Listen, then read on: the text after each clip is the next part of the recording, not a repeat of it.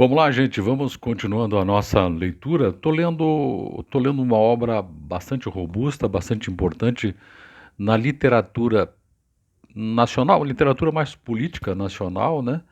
Que é o livro do Joaquim Nabuco chamado Minha Formação. É um livro que está sempre indicado, pelo menos antigamente, ali no comecinho da faculdade de Direito, para a gente tomar base, situação de como o Brasil era aqui no segundo reinado. Então, o Joaquim Nabuco, que foi uma pessoa que lutou muito contra a causa escravagista no Brasil, nos traz ideias daquele momento em que o nosso país também, aí sob o comando de Dom Pedro II, esteve à frente de muitas coisas importantes e esse senhor, Joaquim Nabuco, nos traz tudo isso. Legal? Então estou continuando.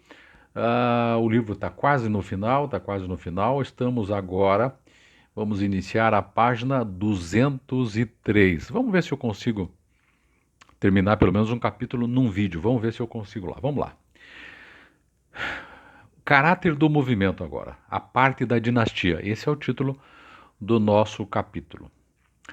E claro, você está anotando, eu entrecorto aqui a leitura com anotações gerais, com ideias que vão me surgindo, e a leitura é essa que eu me proponho fazer.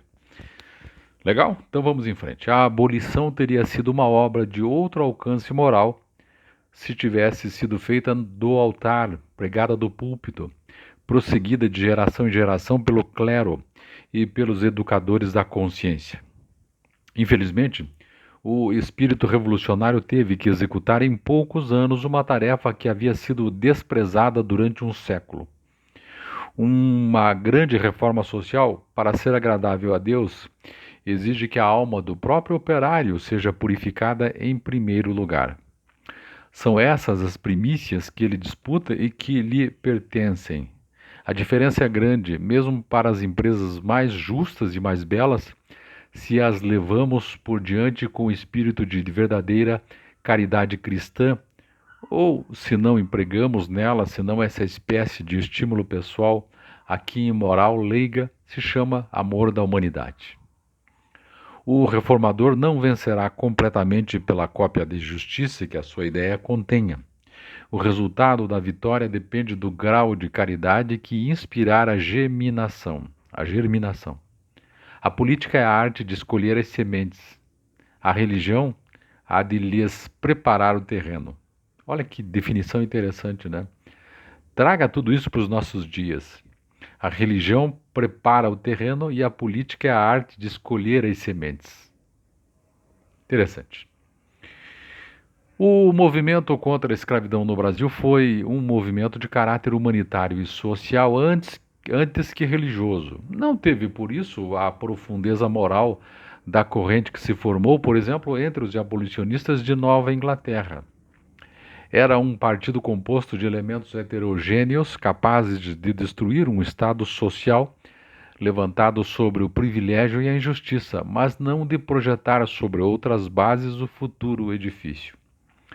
A alteração, a realização de sua obra parava assim naturalmente na supressão do cativeiro. Seu triunfo podia ser seguido, e o foi, de acidentes políticos, até de revoluções, mas não de medidas sociais complementares em benefício dos libertados, nem de um grande impulso interior, de renovação, de consciência política, da expansão dos nobres instintos sopitados.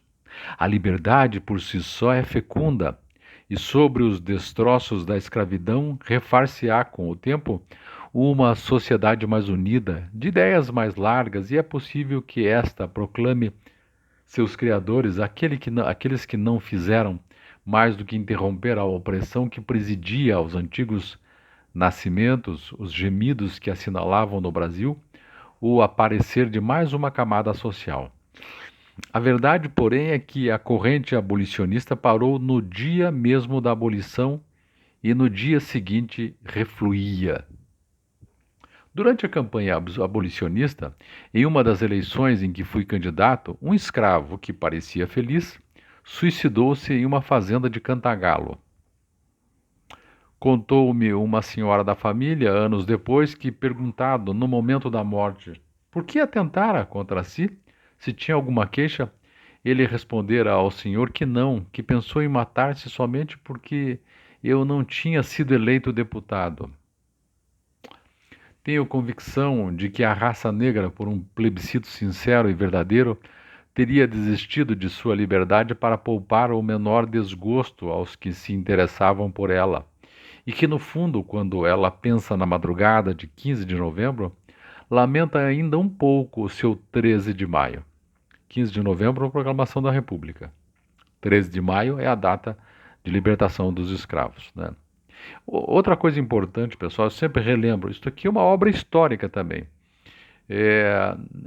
Eu sei que muitas palavras já não são mais as mesmas, eu sei que a gente está numa época do politicamente correto, falar assim, assado, ainda mais em relação a esse tema tão discutido, né? Um tema que sempre está em alta, mas a gente precisa colocar tudo isso aqui no seu momento histórico. Bacana? Vamos lá. Não se poderia estar em contato com tanta generosidade e dedicação sem lhe ter um pouco adquirido a marca. Desde a dinastia, que tinha um trono a oferecer, ninguém que tenha tomado parte em sua libertação o lastimará nunca. Não se lastima a emancipação de uma raça, a transformação imediata do destino de 1,5 milhão de vidas humanas, com todas as perspectivas que a liberdade abre diante das futuras gerações. Pense o momento, 1,5 milhão.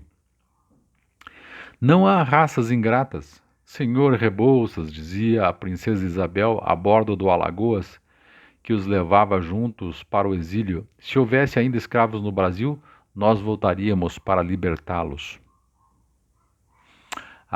De certo, o trono caiu e muita coisa se seguiu que me podia fazer pensar hoje com algum travo nesses anos de perfeita ilusão. Mas não, devia ter sido assim mesmo. As consequências, os desvios, as aberrações estranhas e alheias não podem alterar a perfeita beleza de uma obra completa, não destroem mais o ritmo de um ciclo encerrado.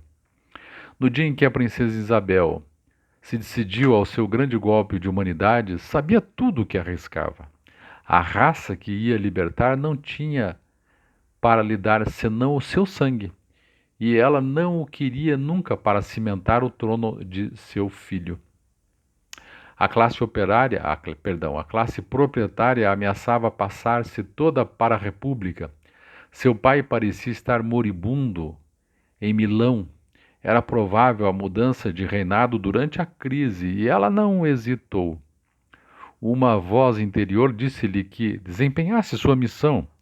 A voz divina que se faz ouvir sempre que um grande dever tem que ser cumprido ou um grande sacrifício tem que ser aceito.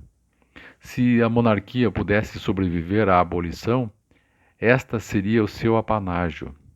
Se sucumbisse, seria o seu testamento. Como realmente sucumbiu, né?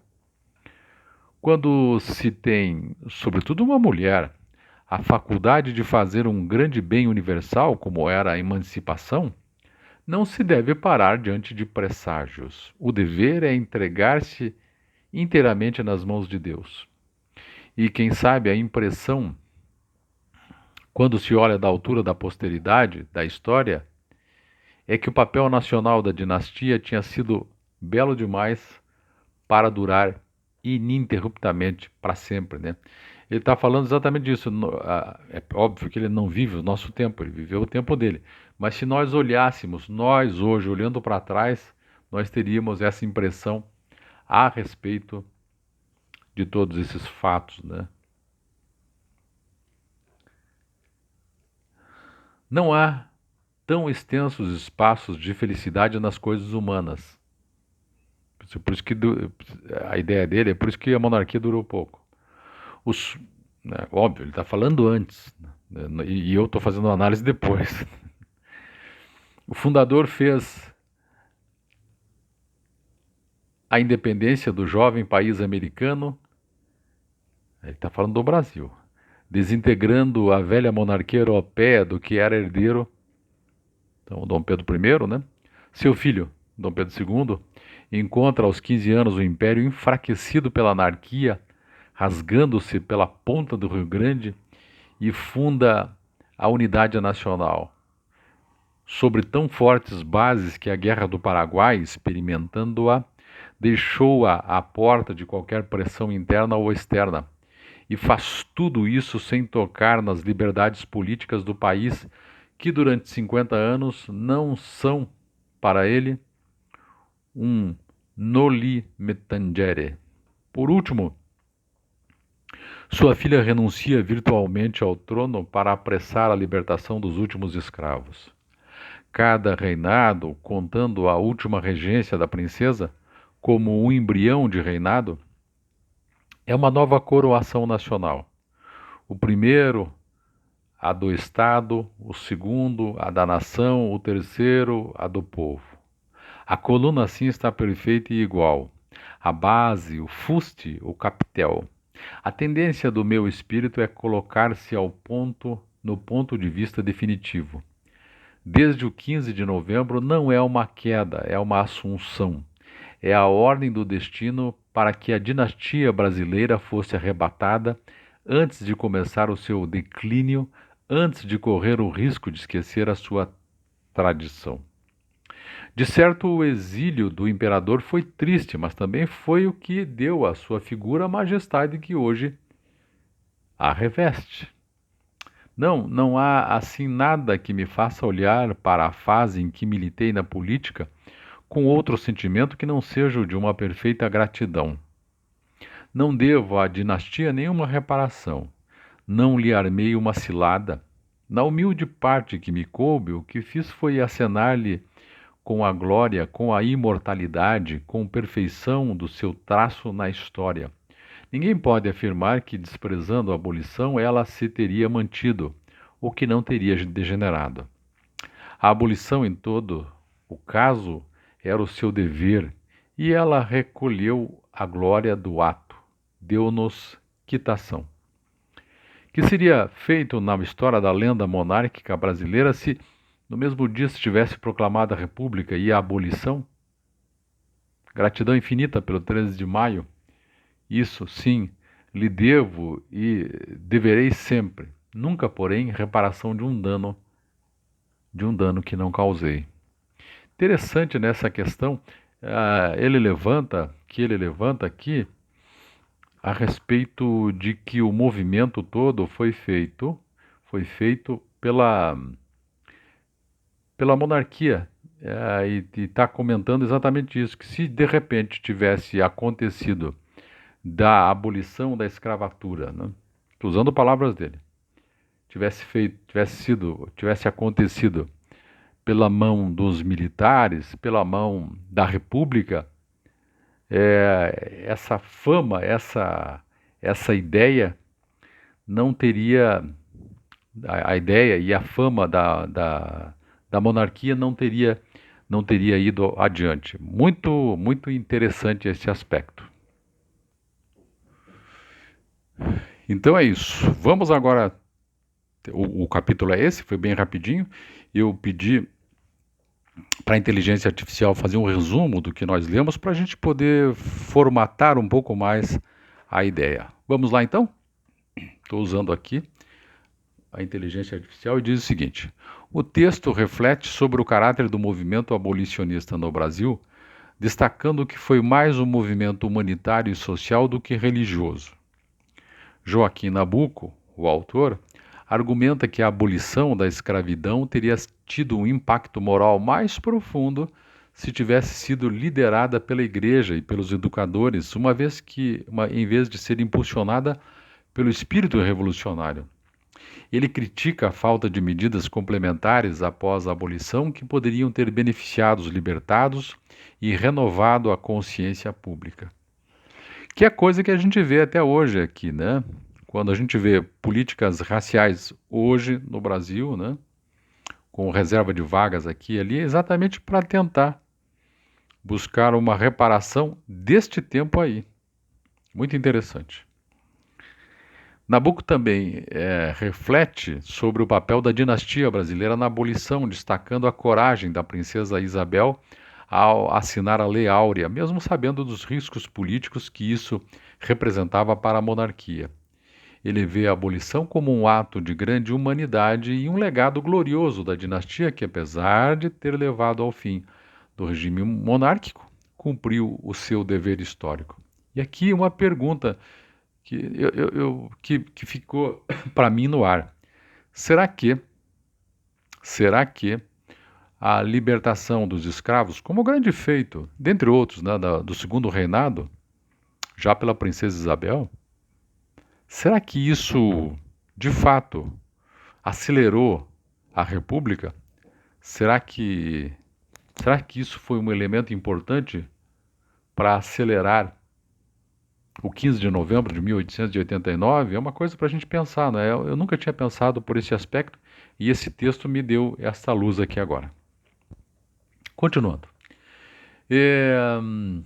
O texto ainda aborda a generosidade e dedicação da raça negra, sugerindo que muitos escravos teriam renunciado à liberdade para poupar desgostos aos seus libertadores. Nabucco expressa gratidão pelo 13 de maio, mas reconhece que a abolição não foi seguida por uma renovação social mais ampla. Tá aqui. Em suma, isso ele já reconhecendo lá, minha gente. Né? Porque é muito fácil de nós agora olharmos, é como um engenheiro de obra pronta, né? Olharmos a obra pronta, mas esse sujeito aqui ele estava vivendo aqueles dias. E é isso que ele disse. É uma renovação social mais ampla que teria que ser feita. Provavelmente não deu tempo, ou provavelmente nos bastidores, né, teria que negociar mais. Não sei. Não sei, de fato não sei. Em suma, o texto é uma reflexão sobre o caráter do movimento abolicionista, o papel da monarquia nesse processo e as consequências sociais e políticas da abolição no Brasil.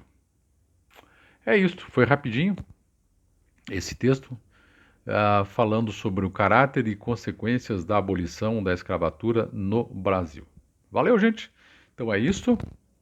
Obrigado, deixe seu like, seu comentário, inscreva-se no nosso canal e até o próximo vídeo. Até mais!